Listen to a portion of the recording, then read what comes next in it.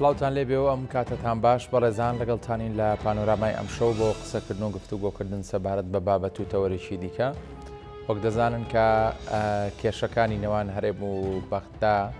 لە ڕووی سیاسی و لە ڕووی ئیداری و لە ڕووی داراییەوە تاکو ئێستا بەچەق بەستووی ماوەتەوە ئەگەرچی گفتوگۆ و دانوستان هەیە لە نێوان هەردوولادا بەڵام تاوەکو ئێستا کێشەکان نەگەشتوونەتە دەرچەی چارەسەر و لە ئەنجامی چارەسەر نەبوونی ئەم کێشانە کۆمەڵێک دەرهاویشتەی خراپی لێکەوتۆتەوە بە تایبەت بۆ هەرێمی کوردستان بار و گوزەران و ژیانی خەڵک زەحمەت بووە بەهۆی ئەو پەیوەندی خراپی کە ئێستا لە نێوان هەرێم و بەغدا هەیە ئەگەرچی هەردوولا جەخت لەوە دەکەنەوە کە نزیکن لە چارەسەر بەگەشتبینیەوە باز لە گفتوگۆ و دانوستانەکان دەکەن بەڵام لەسەر ئەرزی واقع نابینرێت کە کاریگەریەکی ئەرێنی هەبێت و کاردانەوەیکی باشە بێت دەمەوێت قسە بکەم سەبارەت بەوەی کە داخۆ تاکەی ئەم پەیوەندیانی نێوان هەرێم و بەغدا بەم شێوەیە بەردەوام دەبن و کێ زیان دەکات لە ناکۆچیەکانی نێوان هەرێم و بەغدا لەگەڵ بەڕێز دکتۆر تەها محەممەد ئەمین ئەندامی پێشووی خولی ئەنجومەنی نوێنرانی عێراق کە لە ستۆدیۆ لەگەڵمان کاک تەها بەخێر بێ سپاس بۆ ئامادەبوونی جەنابەت هەر لەگەڵ جەناب تا چەندین جاری تر دانیشتوین گفتوگۆمان کردووە سەبارەت بەو کێشە هەڵپەسێراوانی لە نێوان هەرێم و بەغدا هەیە کە بەداخەوە ئێستا گەشتۆتە دۆخێک ینی بار و گوزەرانی خەڵکی بەڕادەیەکی زۆر زەحمەت کردووە دەکرێت پێم بڵێ بۆچی هەرێم و بەغدا دوای ئەم هەموو گفتوگۆ درێژخایانە ناگەنە ئەنجام زۆر سپاس لە بەڕێز و بینەرانی خۆشەویست سپاس بۆم دەرفەتەش کە قسە لەسەر مۆزوعانە خێر بیت بەڕێزن هەڵبەت وەکو بەڕێزت شارەت پێ یانێوە ڕەنگە ئێمە کە لە خولی چوارم بووین زۆر جار تەماشاکانی پێشوش هەر باس لەسەر مۆزوعاکردن جەختمان لەسەر گرنگی پەیوەندی نێوان بەغدا و هەولێر بە بەردەوامی ئەکردەوە چونکە بەڕاستی لەبەرەوەی هەرێمی کوردستان کە بەشێکە لە عێراق وە پێی دەستور و پێی قوانینی ناوخۆی عێراقی کە ئێمە پێویست دەکات زیاتر پەیوەندیەکانمان لەگەڵ بەغدایەت و نوتۆڵتر بکەین بەڵێ ینی قسەکردن لەسەر ئەو گرنگژیە کە لەو کاتەیە و پێشتریش تەمان هەر باسەکراوە بە تایبەتی کە ئێمە لەو خولەیە و لە یازاریشەوە هەر جێگای گفتوگۆ ئێمە مەسەلەکە لێرە چییە ینی بۆعدەکە چی بوو بۆعدەکە ئەوە بوو کە نەتیجەکە ئەوەیە کە ئێستا ئێمە ئیبینین بەڵێ بۆ نمونە ئێمە ئەگەر ئەو کاتی کە ئێمە لێو بووین ئەو کات بڵێن دکتۆر عادل عەبدولمەهدی بوو تاریخێکی لەگەڵ حرەکەی کوردیا هەبوو پەیوەندی لەگەڵ جەنابی مەنجەلالە زۆر باش بوو پەیوەندی لەگەڵ پارتی دیموکراتی کوردستانە باش بوو لەگەڵ ینی بەعام پەیوەندێکی زۆر باشی هەبوو کە ئەو لە با بڵێن لە ڕئیسی وزرا بوو و ببیرم ئەو کاتە سەرباری هەموو ئەو معارەزەی کە هەبوو لەوەی کە 350 ملیار بوو ماگانە ئەینار بەبێ کێشە ئەو سەردەما بەرەوە ئەگەر بەهاتایەوە چونکە ئەو تێگەیشتنی هەبوو لەگەڵ مەسەلەکانە لەگەڵ کێشەکانە بەلایانی کەمەوە ینی تێکەڵاوێتێکی جاگەل لە ڕووی سیاسی و بێ لە ڕووی ڕەفاقەت و بێ لە ڕووی نزیکایەتی و بێ لە ڕووی هاوخەباتی و بێ ئەمانە هەمووی متعاتف بۆ بە قەزیەی کورد یان بەڵێ ینی ئەمانە فرسەتێکی زۆر باش بوو ئەگەر بەهاتایە و ئەو پەیوەندیە لەو سەردەمەیە و سەردەمەکانی پێشوش تەبعاً بەڵام ئێمە باز لەو سەردەمە بکەین ئەگەر بەهاتایە لەو سەردەمەیە بناغەکەی دابڕێژرایە جا چ لەوەی کە لە با بڵێن لە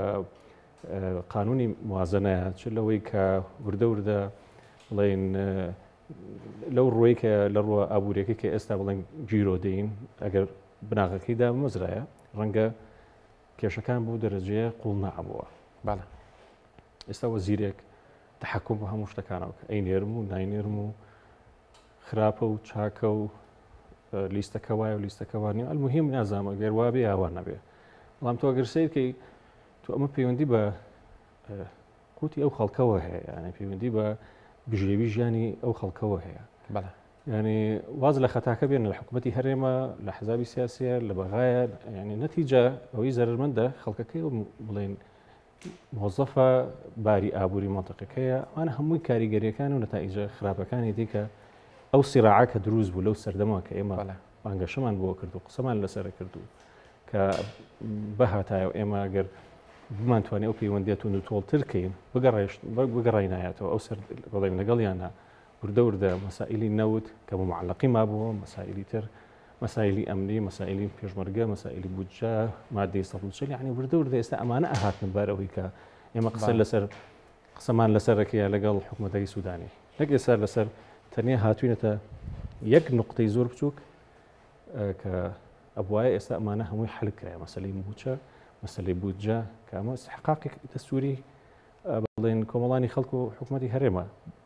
لەبەر چەند بابەتێک ئەوە کێشەکە لەسەر نەوت بوو نەوتەکە ڕاژیرە. ئێستا ماوەتەوەی باشە کە تو نەوتەکە ڕاگری ئەی باشە لە پای ئەوە تۆیت چۆنی ئەو مساومە لەسەر ئەو قەزیاکەی ئەو تقریبا 45 ڕۆژە 680 ملیاردیت و نایەت و ئەڕوات و ناڕوات و نازانم ینی ئەم مەسائلە ئەم لیژ نانێرین و لیژ نانێرین و ینی وای لێ هاتووە بوعدێکی سیاسی زۆر قوڵی دروست کردووە و بەڕاستی ئەمە شەڕێکی سایکۆلۆژی زۆر ناخۆشە کە خەڵکەکە تووشی بووە. بەڵێ بەرەوە ئەمە کە من مەبەستم ئەوەیە کە پێشتر ئێمە فریاب کەوتینایە ڕەنگە ئێستا بۆ دەرەجە قوڵیە دروست نابوو سەرباری ئەوەی کە بوعدی سیاسی خۆشی هەیە. باشە دکتۆرانی بۆچی ئەو کاتە ئەم کارە نەکرانی ئەگەر بشگەڕینەوە بۆ مێژوو بۆ بە بارودۆخی کە لەو سەردەمی جەنابەت پەرلەمانتار بوو ینی ڕەنگە پەیوەندەکانی نێوان حیزبە سیاسیە سەرچەکانی هەرێمی کوردستان ئەو کاتە باشتر بوو بێ و وجودی کۆچکرد و سەرۆک مامجلال کاریگەری گەورەی هەبوو لەو وەختەدانی بۆچی ئەو کاتە هەوڵ نەدرا ڕێکەوتنێکی کۆنکرێتی بکرێ بۆ ساڵانێکی درێژخایان سەبارەت بەم بابەتە. لەو سەردەمەی ئێمە هەڵبەت ئێمە یەک مشکیلەمان هەیە ینی بەڕاستی مشکلەیە گوتاری و مشکلەی ئەوەی کە بوعدی استراتیژی و تێڕوانینی استراتیژی بۆ داهاتوو بۆ یەکێتی نیشتیمانی کوردستان ڕەنگە گوتاری سەرەکی ئەوە بوو کە ئێمە بەڕاستی قەناعەتی فەلسەفەی یەکێتی نیشتیمانی کوردستان ئەوە بوو کە ئێمە لەگەڵ بەغای ڕێبکەوی چونکە پێوەی دیار بوو ینی نەتیجەکەمان لێوە دیار بوو ئەمان و دەگەر لە حاڵەتێک کە ئێمە ڕێنەکەین باشە بەیانەوە گریمان تورکیا وتی من ناینێرە زەختێک هات مشکلەیەکی دەولی ڕوویە معادلاتی ئیقلیمی با بڵێن تێک چوو ئێران زەختی کرد نازانم چی ئیلە ئاخیر یعنی ئەمانە هەمووی کۆمەڵێک مەسائل بوو کە ڕاستی قسە و باسی لەسەرکرا مناقەشاتی لەسەرکرا بۆیە لەو بوعدەوە ئێمە سیرمانە کرد. بەڵام ئیتر ڕەنگە ئەوەی کە ئیتیلافی حکومی لەگەڵتایە ئەو بە حکمەوەی کە مەلەفەکە ڕەنگە زۆربەی زۆری بەدەست ئەوە بوو کە بڵێن پارتی دیموکراتی کوردستان بوو کاتە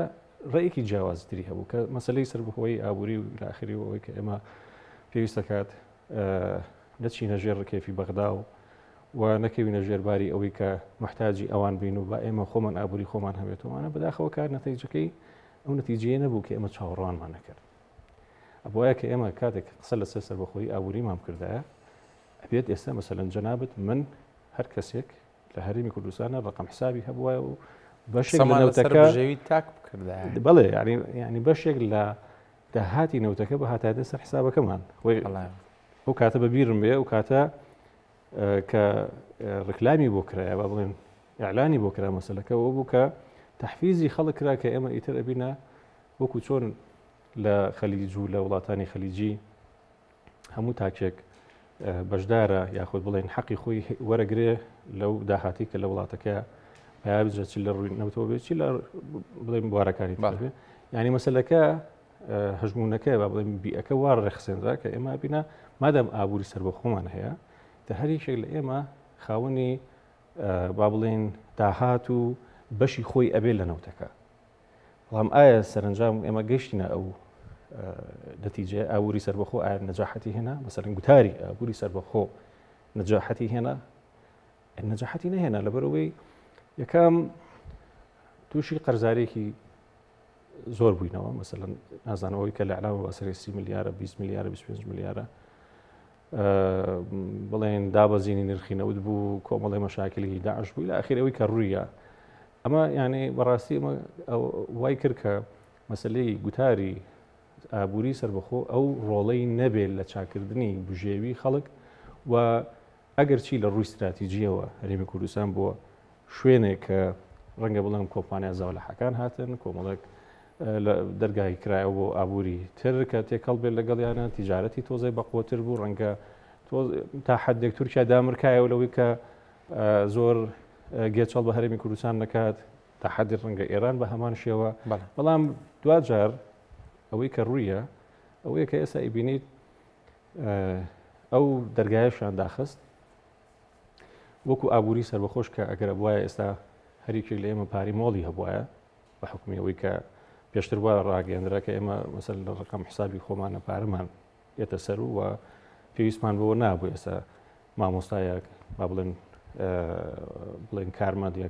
مۆزە بێتە سەر بای کۆتکە یاخودەوەی کە ئێستا بینین ئەمکە ئەم وەز ئەڕوویاوە ئێستا بەلانی کەمە ئێمە هەوڵمانەیە لە پارەی مۆڵی خۆمان سەرفمانە کردووە خۆمان بژێوی خۆمان بەردەوام بەڵام ئەمە هیچی ڕووی نییە. باش دکتۆر باسی ڕۆڵی سەرۆکوەزیرانێکە لەو سەردەما دەمەوێت دانی و قسەی و ببەستمەوە بە ئێستاوە کە قسەکە لەوەیە بانی لەسەر ئاسی حکوومەت لەسەر ئاسی ئەنجومەنی وەزیرانیش ئەنی سەرۆکوەزیرانی عێراق ناتوانێت ڕۆڵێکی کاریگەر بجێڕە بەرامبەر بە کێشەکانی بەردا بۆ لە برەوەی جەنابەت باشتر لە من شارەزایانی لە حکوومەت لە عێراقدانی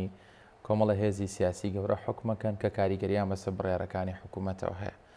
هەر بەڕاستی تۆ شتێڕوانی نتوایە کە حکوومەتی بەغدا لاوازە بەرامبەر بە جەدەل و گفتوگۆکان و هێزی بەڕێاردانی نییە بۆی بگاتە چارەسەر لەگەڵ هەرێمدا؟ ئوستاز ئەگەر ئێمە بین لەسەرەوەی کە با ئێمە ئەو جیاخوازیە دروست نەکەین بەڵام ئایا مێنتاڵەتی بەغدا ئەوەیە کە وا لە ئێمە بکە بڵێن خۆشگوزەران بین یان مەسەرن کورد یا کوردستان بێتە ئەوەی کە دەوڵەتێکی نیمچە دەوڵەتێکی سەربەخۆی هەبێ ئەوەی کە ئێستا هەیە وەکو یعنی قوارێکی فیدراڵی ئایا مەسەلەن نیەتەکەەوە ئەو خلفێتە بڵێن بیرکردنەوە و ئەو فەلسفەتی ڕوانینەی خۆیان ئایا لە ناخی خۆیانە حەزیان بۆەوە هەیە ینی پرسیارەکە بەوە بێ نەڵم نا ئایا فارز حەزی پێیەتی ئەڵم نا تورک حەزی پێیەتی ئەڵم نا بەڵام ئەوەی کامێنێتە ئەوەیە کە ئێمە چۆن بتوانین مامەڵە لەگەڵ ئەمانەیە بکەین بەڵێ ینی ئەبێ بگەینە قەنەعەتێک کەس ئەوەی ناوێت مەسەرن ئەوەی کە ئێمە گەیشتونەتە ئەم مەرحەلی ئێستا و فیدرالیمان هەیە و خەباتێکی زۆرمان بۆ کرد و ئەم هەموو شەهید و ئەم هەموو خەباتەمان لە پێناوە کردو بەڵام ئایا ئەوان حەزیان بەوە هەیە کە ئێمە بۆ عەبەردەوام بین نا ئەوە حاڵەتەکە بەڵام ئێمە وەکو کورد ئێمە چۆن توانین مامەڵە لەگەڵ ئەم تێڕوانین و لەگەڵ ئەم مۆزوعایە بکەین ئەمە گەڕاوەتەوە سەر ئەو مامەڵە سیاسی و پەیوەندی سیاسی و پەیوەندیە مێژوویی کە هەیە کە ئێمەی بەستوەوە لەگەڵ پێکهاتەکانی تری عێراق کە لێرە ئەژین چۆن ئێمە بتوانین بەرژەوەندەکانی ئێمە چۆن بتوانین بەرژەوەندەکانی ئەوان چۆن بتوانین بەرژەوەندەکانی تورکیا چۆن بتوانین بەرژەوەندەکانی ئێران چۆن بتوانین بەرژەوەندەکانی هێزی نەودەوڵەتی کە لە مەنتیقەیان ئەمە ئەمریکایە ئەمە غەربە ئەمە رووسایە هەتاکو سینیش کە ئێستا بڵێن یاریکەرێکی بەقوتە و بلوکێکی بەقوتە لە عالەمە ئێمە چۆن بتوانین ئەو هاوسەنگە کە ئێمە ڕەنگە بڵێم شتێکی زۆر بچووکین یعنی ئەگەر مقارنەیەکی لەسەر هەموو معادلاتانە بەڵام ئێمە چۆن بتوانین مامەڵەی لەگەڵ بکەین و گەڕاوەتەوە سەر ئەو لێزانینی خۆمان نەک لەسەر حسابی تورکیا ئێمە بین هەرچی هەرکەکارمانە بخێنە سەبەتی تورکیا بڵێن وڵا ئێمە با دەرچەیەکمان هەبێت لە بەرەوە ئەوروپا یاخود بڵێن لە ڕووی تیجاریەوە بێت لە ڕووی بڵێن تەزیرکردنی نەوتەوە بێ هەر شتێکی تر بێت لە بابەتانە با ئێمە هەمومان لەگەڵ تورکیا بین بەڵام ئێران ڕۆڵی ئێران لەبیرکەین یا ڕۆڵی ئەمریکا لەبیرکەین یا ڕۆڵی عێراق لەبیرکەین یا مالعلم ئێمە پێی دەستور و پێی قانون بەشێکی لە عێراق ئێمە ناتوانین ئەو معادلە سیاسی لە مەسلحەتی خۆمانە و ئەوەی ئێمە بمانەوێت ئێمە ئەوە بکەین مەسەلەکە ئێمە نین مەسەلەکە لێرەوەیە کە واقعێکی حاڵەت هەیە ئەم واقع حاڵەتەوە بێت بتوانیت هاوسەنگی ڕابگرین چ لە تورکیا بێت چ ئێران بێت چ بەغابێت کە بە دەرەجەی یەکەم بەغابێت کە ئەمە بڵێن استراتیژیەشێتی نیشتمانی کوردستانە کە و دەمێکیشە ئەمە قسەمان لەسەر ئەوە کرد و دەمێکیشە ئێمە بڕوامان بەوە هێنا بچووکە کرد بەهاتا ئێمە زووتر فریای خۆمان بکەوتینە ڕەنگە ئێستا وەزعێک بەو نوعا ناشکایە و بۆ نوع سلبیە ناشکایە بەسەرمانە. دکتۆر ئەوەی کە ئێستا دەبینرێت ینی ڕاستە ئێمە کێشەی زۆرمان هەیە لەگەڵ بەغدا بەڵام خۆمان لە ناو خۆی هەرێمی کوردستان بەدەست کۆمەڵە کێشەی ناوخۆی گەورەوە دەناڵێنین و هەرچی دێت لە جێگەکەی جەنابەت دادەنیشێت باسی کۆدەنگی نیشتیمانی دەکات باسی یەکوتاری سیاسی دەکات لە هەرێمی کوردستان کە بەداخەوە تا ئەم چرکە ساتی هەرێم پیایدا تێپەر دەبێت کە بەڕای چاودێران ینی یەکێکیان زەمانێکە لە خراپترین زەمانەکان کە هەرێمی کوردستان جیرۆدەی نەبووە بەم چەشنە بۆچی ینی لایەنە سیاسەکانی هەرێمی کوردستان لایەنی کەم بەشێک لەو بەرژەوەندە سیاسیانی خۆیان فرامۆش ناکەن توانن پێکەوە گوتارێکی بەهێز و یەکگرتوویان هەبێ بەرامبەر بە بەغدا؟ والله اینجا ئەمە ئەگەر بگەڕێنەوە ڕەنگە ئەمە ڕیشەیەکی مێژوویی هەیە، یعنی تا حدێک ئێمە زیاتر با بڵێن هەژمونە مێژوویەکە بە سەرمانە زاڵەوە نەک بڵێن ئەوەی کە ئێستا ئەمە بیری لێ بکەینەوە چۆن ئێمە بتوانین گوتاری خۆمان ڕاستکەینەوە کە بەداخەوە ئەوە یەکێک لە پشکیلەکانمانەوە. وەختی خۆی کە باسمان لەسەر مەسەلەی ڕفراندۆم کرد، ڕفراندۆم شتێک بوو کە مە حەقی وەکو میلەتی خۆمان کردمان و لێکەوتەکانی هەرچیەک بوو بێ شتێک بوو کردومانەوە و چۆتە مێژووە. بەڵام ئایا وەکو میکانیزمی ئەوەی کە ئێمە خۆمان حازر کرد بۆ ڕفراندۆم تەواو بوو مەسەلەن گونجاو بوو مەسەلەن لەو سەردەمایە کە کرا هەرچەند ئەمە خەونی هەموو کەسێکە و بە منیشەوە بە جەنابشتەوە بە هەر هەمووانەوە بەعدە یەکەمە شتێکی ترە. بەڵام ئایا ئێمە خۆمان ڕێخست بوو مەسەلەن بۆ نمونە دێگەڵەمان سڕی بووە بۆ نمونە یعنی ئەو خەتە فاسلەی کە باس لە بەڵێن زۆنی سەوز و زۆنی زەرد و ئەوانە کە ئایا ئێمە لە هزر و لە مێشکی تاشی کوردی ئەوانەمان سڕی بووە بۆ ینی سەراحەتەن یعنی ئێمە توانیمان ئەوە بکەین کە جوابەکەی نەخێر. بەرەوە بەنسبەت ئەو یەکگوتاری کێشەکەمان ئەوەیە کە دایمان ئێمە بۆعدە مێژوویەکە زۆر زاڵە بەسەرمانە لەبەر بۆیە ینی زۆر جار هەیە کە لە شوێنێکە ئەوەستین یعنی نازانم مەسەلەکە ئەوەیە ئێمە لێکەوتەکانی پێشووە ناهێڵێت مەسەلەکە ئەوەی ترسە ئێمە ناتوانین مەسەلەکە لێرە ئەوەیە کە دەسەڵاتە کەمە بێتەوە لە هەرێمی کوردستان بەنسبەت لایەنێکەوە جات پارتی دموکراتی کوردستان بکە دوو لایەنی سەرەکی وەکو یەکێتی نیشتیمانی کوردستانیش ئایا مەسەلەکە ئەوەیە هەر شتێکی ترە نازانم یعنی مەسەلەکە ئەبێت چی بێت لێرەیە چونکە ئەم کردبوونە وەکو جەنابەت باسی کرد ئەم پردبوونە ئەم نەبوونی یەکگوتاریە لە هەر ڕوویەکی ترە مەسەلەی پێشمەرگەیە مەسەلەی اقتصادە مەسەلەی هەر مەسلێکی تر هەر بوعدی سیاسی ئەڵێ هەر چیەک ئەڵێ هەمووی لە زەرەرا ئاشکێتەوە ڕاستی ینی چونکە ئەگەر بێت و ئێمە نەی نەخشە ڕێگایەکمان هەبێ بەنسبەت یا بە بڵێن پرۆژەیەکمان هەبێ سەراحەتەن ئێمە لە نەوتەکانە پرۆژەی سەرشی ئەوە بوو کە ئێمە بتوانین دیموکراسی بۆ عێراق و فیدرالی بۆ هەرێمی کوردستان گەیشتی نەتیجە. ئێستاش بەبیرم بێ کە جەنابی مام جەلال کە وتارەکانی خوێندەوە کە ینی هەستمە کرد ئایا ئەمە ڕوئات وبفعلی ڕوویە چونکە جەنابی مام جەلال ئیزانی لە نقطەیەکەوە قسەی لەسەر مەسەلە ناکرد کە ئیزانی ئەمە قابلی ڕوودانەوە ڕوویە وەکرا و ئیتر بە هاوکاری ئەمریکا بێ بوعدی نێودەوڵەتی بوو بێ غڵەتەکانی سەدام حوسێن بوو بێ نەیتوانیوە بڵێن عێراق بە شێوەیەک لە شێوەکان خۆی بگونجێنێت لەگەڵ دەوڵەتانی دەوروبەرە یاخود نەیتوانی قەنەعات بە غەرب بکە هەرچیەکەڵی ئەمە هەرچیەکە ئەمە علاقەی بڵێن بەو سەردەمەوە هەیە. بەڵام ئێستا مشکلەکەمان ئەوەیە کە ئەو نەبوونی یەکگوتاریە بەڕاستی زەرەرێکی زۆر زۆر گەورەی لیاوین وە داهاتووەکەشمان بڵێن دیار نییە ئایا بەرەو چۆن بە تایبەتی ئێستا کە خۆ جەناب تەزانێ ینی ئەم هەولێر لەژێر قەسفایە ئەم بڵێن کێڵگەکانی غاز لەژێر قەسفایە کە ئەمانە هەمووی مسج و ڕیسالەیە کە ئەنێڕێن کە واکات کە سەر لە نوێ ئێمە بڵێن بە هەموو ئەو بەرنامانی خۆمانە بچینەوە کە پێشتر بە غەڵەتە کە بە غەڵەت بووە بۆ ئێمە بتوانین هیچ نەبێت بەرنامەی ڕێژەیەک دابنێ کە کۆدەنگی نیشتیمانی لەسەر بێت کۆدەنگی یەکگوتاری لەسەر بێ بۆ بەرژەوەندەکانی خۆشمان وەکو هەرێمی کوردستان پارێزین. باش ئەوەی کە خەڵک چاوەڕێتی بەڕاستی ینی گوزەران و ژیان و موچە و قوتی خەڵکە و حکوومەتی هەرێمیش وەک پێشتری ژاماژەمان پێداین لە جەدەلێک و لە گفتوگۆیەکی درێژخایەندا هەیە بەڵام ئەنجام دیار نییە. بە بڕوای تۆ ینی هەرێمی کوردستان چەندی دیکە بەرگەیەم بارودۆخە دەگرێت؟ بە تەکید ئەگەر ئاوا بردەوام بێت بڕۆ ناکەم بەرگە بگرێت ینی بەرگەگرتن چیە خەڵک بەعام چین و توێژەکانی کۆمەڵانی خەڵکی کوردستان ئەوەنی تر زەربەند ینی بەڕاستی خەریکە ناڕزایەکان نەگاتە خەڵکی سڤیلەوە دەگاتە خەڵچێکە بۆ نەفەرمانبەریش نییە و کاسبکارێکە و هاوڵاتیکی ئاسایی ینی ئەمیش خەریکە دێتە سەر شەقا. تەنیا یەک ڕێگامان هەیە گفتوگۆ ڕێگای نەوتن دێژیرە لەم لاوە ئێران تهدید دەکات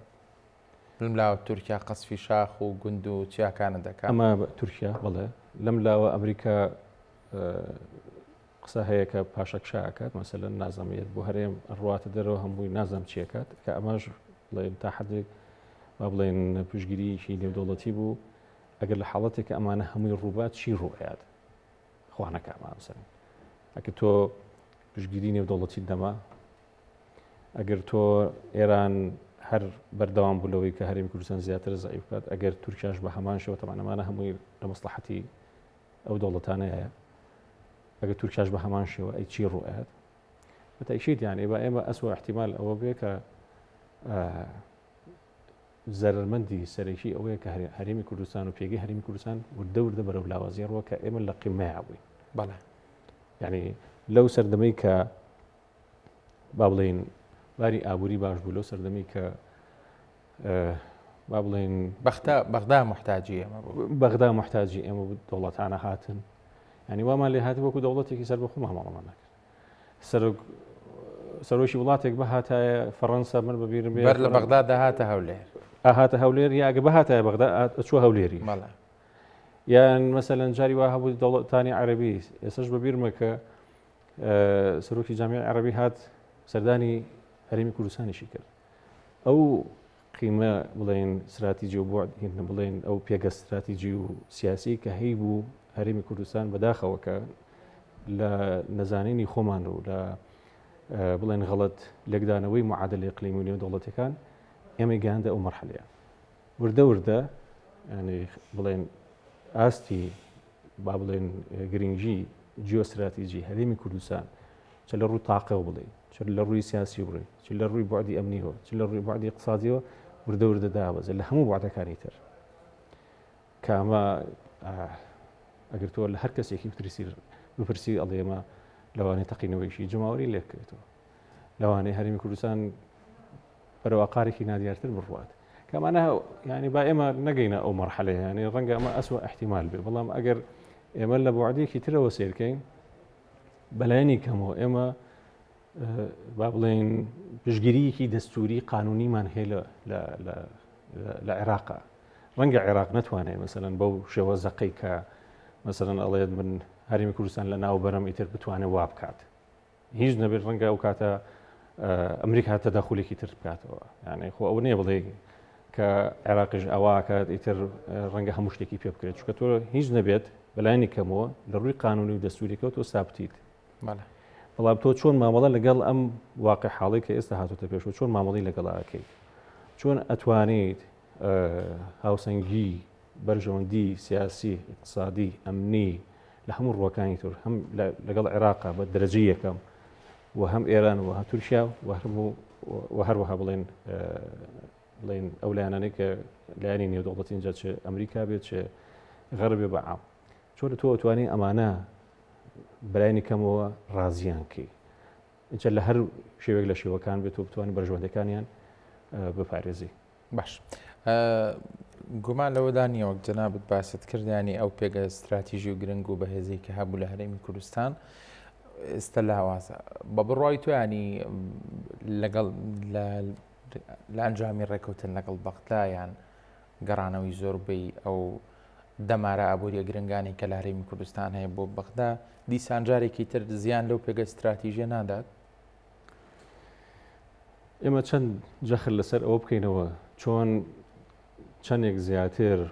با بڵێن وعدە قانونی و با بڵێن دەستوریەکە بەکار بێنین جا چ لە پەرلەمان بێ چ لە نوێنەرانی با بڵێن هەرێمی کوردستان بێت کە لە ناو حکومەتی عێراقیە ئیشەکەن وەزیری خارجیت هەیە وەزیری عەدلت هەیە وەزیری شارەوانیت هەیە ینی کۆمەڵێک وەکیل وەزیرت هەیە کۆمەڵ ئەمانە هەمووی قووەتی ئیدارین کە تۆ لە بەغدا ئەتوانیت ئەمانە هیچ نەبێت زەختێکی سیاسی بێت جا زەختێکی تر بێت تۆ بتوانانی زەختیان لێ بکەیت هیچ نەبێت ئەوەی کە ئێستا استحقاقی هەرێمی کوردستانە وەکو لایەنی ئابوووریەکە تۆ ینی بڕوات ئەمە یەکێ لە شتەکان یەکێ لە شتەکانی تریژ ئەوەیە کە تۆ بتوانیت هاوپەیمانی سیاسی لەگەڵ لایەنە سیاسیەکان جە چ شیعیەکان بێت چ سونەکان بێ هاوپەیمانی سیاسی لەگەڵ یانە بەستیت کامە گرنگە و تەسەوری شەکەم چکە تۆ شیعە بۆ خۆشی ئەزانێ سوودەش بۆ خۆشی ئەزانێت کە هەرێمی کوردستان ناکرێت ئێهمال کرێ یاخۆ پشتگوێ خرێ لەوانەیە هەوڵبەن بڵێن بێهێز بکەن بەڵام پشتگوێشە ناخەن چکە و پێکاتێکی سەرەکیە هەم لە ڕووی دەستوریەوە هەم لە ڕوویەوەی کە قووەتێکی سەرەکیتەوە و هەم بڵێن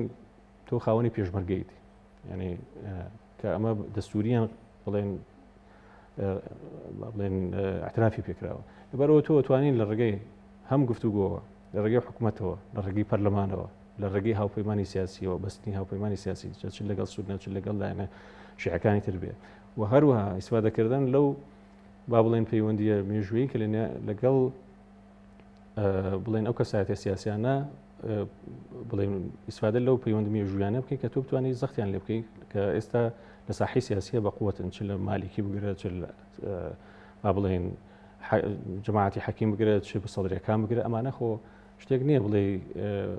بڵێن بە تاوەتی تۆ علااقاتت بڕێوەوە توانێت ئەوانە هەمووی بەکاربیێنی بۆی کە هیچ نەبێ بتوانانی ئەوان ئیجبارکەی بێنە سەر ئەوەی کە مێزی گفتوگۆ و هیچ نەبێ بتوانێت ئەوەی کە ئیستحقاقی خۆتە وەری بگری باش گومان لەو دانیانی وەک پێشتیش باسمان کرد کە چەندە هەرێمی کوردستان پێویستی بە بەغدا هێندەش بەغدا پێویستی بە هەرێمی کوردستانە لە زۆر ڕۆیانی خۆت دەزانیت لە سەردەمی شەڕی داعشدا کە پێشمەرگە هاوکارێکی سەرەکی بوو بۆەوەی کە عێراق نەگا بە دۆخێک کە کار لە کار بەترازێ بە بڕای تویانی لە ڕووی ئەمنی و سەربازیەوە ئێمە دەتوانین ئەنی وەک کارتێک وەک هێزێک وەک فشارێک بەکاری بێنین لەوەی کە ئێمە پاڵپشتێکی گرنگی ئەمنین بۆ بەغدا ئەگەر ئێوە پشتمان تێدەکەن لە هەندێک دۆسێدا ئێمەش دەتوانین لە هەندێک بابەتی دیکە تا پشتان تێ بکەین یەکێک لەو غەڵەتانەیە کە ئێستا بەغاو گروپە شیعەکانی وانێک بە تایبەتی وانەی کە سەر بە ئێرانن کە زەختەکەن ئەوەیە کە داواکەن ئەمریکا لە مەنتیقەکە بکشێتەوە بەڵێ ئەوە بوو دوای بۆ ئۆباما هەبوو ئەو ئۆباما کە قەراری دەرکرد با بڵێن ئەمریکا کشایەوە و لە مەنتیقەکانەوە لە عێراقەنەوە لە دوای 2012 و یان ئابزارم ئەگەر تاریخەکە ڕاست بێ ئەمە چی کرد لەبەر ئەوەی کە ڕاستە لەو سەردەمای عێراق لە ڕووی سەربازیە و لاواز بوو بڕاشم وایە ئێستاش لە هێزاریش بە ئەو دەرەجەیە ئەو قووەتر نیە بێگەر بەدەر لە چەک و سیلاحەکێک چووە گەر بێت و سەری معنەویاتی جوندی عێراقیە هەر عەقڵیەتی بەڕێوە بردە بەڵێ هێشتاش ئەو هینیان نییە بڵێ بۆ قووەتەیان نییە کە تۆ بڵێ وڵا ئەتوانن ئیداری شەڕێکی گەورە بکەن کەوەی سەدام حوسێنی کرد قەناعەتم نییە وا بکەن بەڵام لە پاشەکشەی ئەو سەردەمەی کە ئەمریکا پاشەکشێت چی ڕوویە گروپە سوندەکان ئەویان قۆستەوە وردەوردە با بڵێن گروپی تیرۆریستی و گروپی چەکداریان دروست کرد و لە ئەخیرەکە بوون بە داعش و مەنتیقێکی زۆری سووریا و عێراق و بڵێن موسڵ و ئەو مەنتیقان و ناوەڕاستی عێراق و ناوچە سونیەکان بەگشتی هەمویان داگیر کرد بە ویلایەتی با بڵێن ئەو سەردەمە بڵێن داعشیان کە هات ویلایەتێکی سەربەخۆ تایبەت بە خۆیان دروست کرد ئەمە نەتیجەکەی چی بوو لەبەرەوە قیتاع نێودەوڵەتیەکە نەما ئەمریکا لە مەنتیقەکان نەما ئێستاش ئەگەر لە حاڵەتێکە دڵیام لەوەی کە ئەمریکا لە مەنتیقەکان چکە ئەمریکا کە هاتوتە بە بەلاژ نهاتوتە مەنتیقەکە کە گەورەترین سەفارەتی لە عێراق کردوتەوە لە مەنتیقەکە بە گەورەترین سەفارەت دانرێ خۆ مەسەلەکە ئەوە نییە بێت هەر بۆ سیاحەت هاتوێتە مەنتیقەوە و کارێکی دیپلۆماسی ئاسادە ئەمەی کردبێ ئەوەیە کە بەرژەوەندەکانی ئەمریکا لەم مەنتیقەیە گەورەیە ئەمە لە دەسەڵاتی گروپێکی شیعە نییە و لە یازالیش هەرچی پارۆپولی عێراقە کە هەیە و دەستی ئەکەوە لە ڕێگەی فرۆشتنی نەوتەوە بێت لە بانقی فیدراڵی ئەمریکایە یەک دیناریش ناتوانێت عێراق ببێ ئەوەی کە هەرەوەی ئەمریکا کە با بڵێن ڕقم حسابەکەی داخست و یەک دینار ناتوانێت یەک دۆلار ناتوانێت لی سەحبکاتەوە لی سەرفکات لەبەرەوە ئەمەی کە ئێستا ئەوە داواکەن من بۆیە ئەمریکاش تەسریحیاوتی من دەرەچم بەڵام دیفاع لە خۆمەکەم هەر گروپێکی شیعات هجوم کاتە سەر من لێ بڵێن معرەزە بۆی کە لیان بم یعنی ئەم تەسریحیە بەس چوونە دەرەوەکەی ئایا مەسەلەکە ئەوەیە کە بەرژەوەندەکانی ینی پارێزراو نابێت نەخێر ئەو مەبەستی ئەوەیە کە من بەرژەوەندەکانم سەرباری ئەگەر دەرچم بەرژەوەندەکانم لێرە هەر ئەمێنێ و هەر ماویشە لەبەرەوە مەسلەی ئەمریکا کە ئەگەر سەحب کاتەوە قەناعەتم نییە بۆی کە مەسلەکە لێرە ئەوە بێ کە بە تەواوەتی کۆڵ لە عێراقەیە بەڵێ یا با بڵێن با بڵێن ئەو پشتیوانێ نێودوڵەتی کە بۆ بەرژەوەندەکانی خۆی هێتی نەیهێڵێ. بەڵێ بە بەسم لێرە چیە ینی لە حاڵەتێکیشە ئەگەر بەغدا با بڵێن ئەگەر گەیشتە ئەو مەرحەلەی کە با بڵێن تهدیدێکی زۆری بەڵام ناتوانێت لەبەرەوەی هیچ نەبێ هێشتا بەتاوەتی سەر بەخۆی کاملی وەرنەگرتووە بێت بە ئارەزووی خۆی ئەوەی کە پێشتر بەدەست هاتووە یا بە ئارەزووی خۆی ئەوەی کە لە دەستورە هاتووە مافی پێکاتەکانی بە تایبەتی کورد پێشەل بکە. باش ئەوەی کە دیارە و ڕوونە ئەنی کێشەی سەرەکی ئێستا کێشەی داراییە لە نێوان هەرێم و بەغدا و بەڕاستیش دەبێت چارەسەر بەیانی اختیارێکی دیکە نییە ینی کارتێکی دیکە نیە لە غیرەوەی بگەنە ئەنجام بە بڕای توانی ئەوەندەی کە چاودێری بکە یان ڕیسێرچ بکەیت بۆ گفتوگۆکان هەست بۆ دەکەی لەوەی کە نزیکین لە چارەسەر یان لایانی کەم بەدیلێکێ بۆی ئەم بارودۆخی خەڵک تۆزێک باش بێ. ئوستاز هەر ئەبێ بینێرن ئەشینێرن بەڵام بەم شێوەی ئێستا بەڕاستی کاک دکتۆر کە خەڵک لە ترس و گومان و دوودڵی هەیە هەرکە ناوی قەرزی لێنەی خەڵک ینی بە شتێکی تر لی تێگا. ئوستاز ئەو کێشەی نییە کێشەی نییە کە خەڵک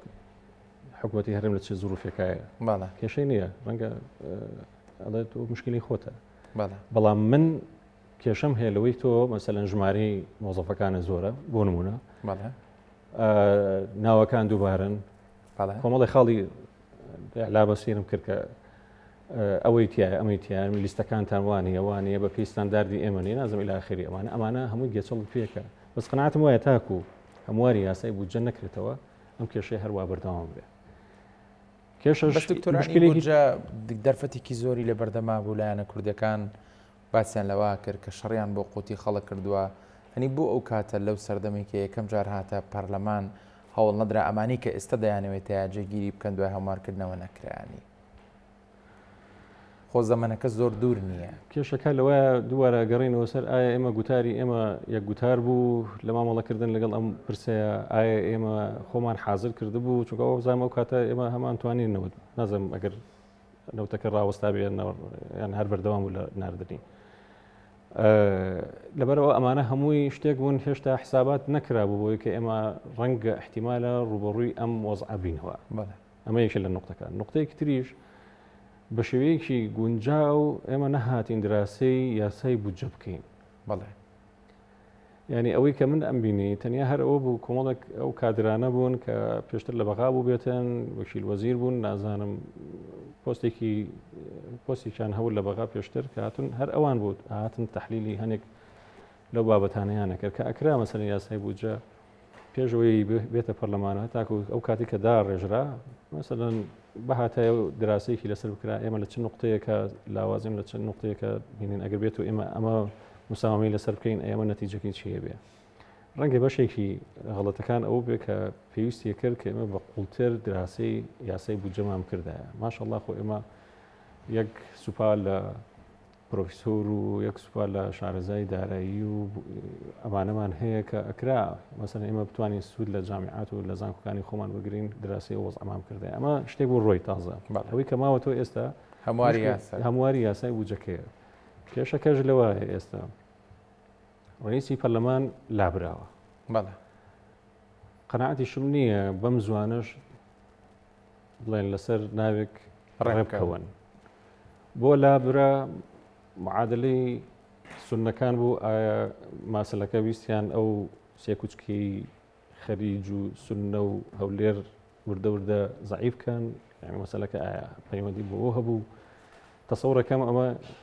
چۆنەڵێ ینی معادلەیەک بوو ویستیان سونە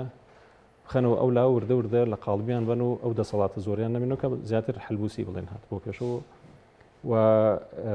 خەریک بوو دەسەڵاتەکانی زیایە کرد و هەیمەنی خۆی زیاتر ئەسەپان بەسەر وەکو سونەیەک دەرەکەوت لەبەرەوە ئەمەیان لابرد ڕێیەکەون لەسەر کارکتەرێکی سونە و وابێت کە داواکاری شیعە و بەپێی دڵی شیعە و ئێران بێت ئەمەشیان بە خۆی پرسیارێکترە. ئایا لەم گرمە و کێشمەیە یاسای بودجەش هەموارە کرێتەوە ئەوەش پرسیارەکە تا ئێستاش دیار نییە. بەدیلی ئەمانەت چییە؟ یعنی ئەگەر بێت و ئەمانەش نەکرێت و ئەمەش نەبێت و ئەی بەدیلەکەی ئەبێت چی بێت تەنیا بەدیل تەنیا ڕێگە تەنیا چارەسەر ئەوەیە کە ئێمە بتوانین وەکو باس بکرد چل لە ڕێگەی پەرلەمانەوە بێت و لە ڕێگەی کورد لە سیاسەکانەوە بێت ئێمە بتوانین زەختکەین و هاوپەیمانی بەسین لەگەڵ کورتەکانی ترە یاوەتانێ سوول لەو علاقە و تاریخی مێژویانە وەربووین کە لەگەڵ کەسانی سیاسەکانی ترا هەیە یاوەتا ئەبێت ئێمە هاوپەیمانی استراتیژی بەسین لەگەڵ بڵێن ئەحزاب سیاسەکانی شیعە بێت سونەکان بێ بە بەردەوامی ئێمە بتوانین بعدە دەستوری و قانونیەکە بەکاربێنین یان ئەوەتانێ ئەبێ لە ڕێگەی دادگای فیدراڵیەوە ئێمە بتوانین زەختیان لێ بکەین و هیچ نەبێ بتوانرێت ساڵ بڵێن مانگانە ئەو بڕێ کە دانراوە 600 نازام 8 ملیارەیە بە بەردەوامی بێتە هەرمی کوردستان هیچ نەبێ ئەوە ڕەنگە بتوانین لە ڕێگەی ئەو تا حدێک ئەو مشکلی حلکەین. سپاس بۆ دکتۆر تاها محەممەد ئەمین ئەندامی توێژی پەرلەمانی عێراق کە لە ستۆدیۆ لەگەڵمان بوو بەخێر بیت. خێر بیت. سپاس بەڕێزان بۆ ئێوەش کە تاکو ئێستا بینەری پانۆراما بوون شاد وەختەوە.